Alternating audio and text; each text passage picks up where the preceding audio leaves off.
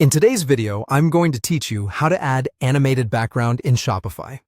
Adding motion to your storefront can create an immediate sense of energy and professionalism.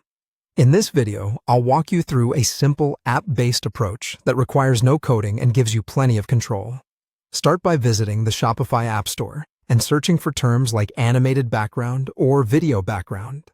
Treat this like any app search. Look at screenshots, read recent reviews, check pricing and whether there's a free trial, and confirm the app supports the parts of your theme you want to change.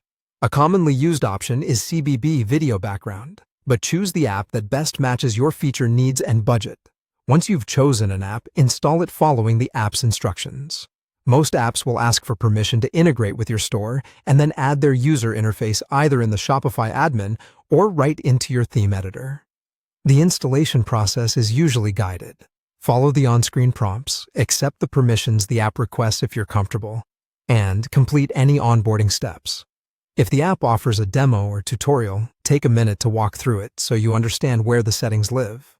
After installation, it's time to configure the animated background.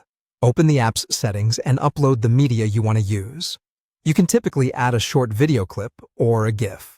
For best results, choose a short looping clip around 10 to 30 seconds and optimize it for the web. Compress the file in MP4 format with H.264 encoding when possible.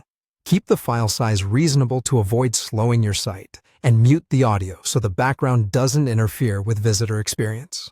Many apps also let you set options such as autoplay, loop, playback speed, and whether the background should appear full screen or only in a section.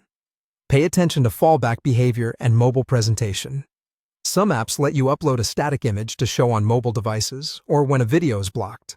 Preview your changes on desktop and mobile to confirm performance and visual balance.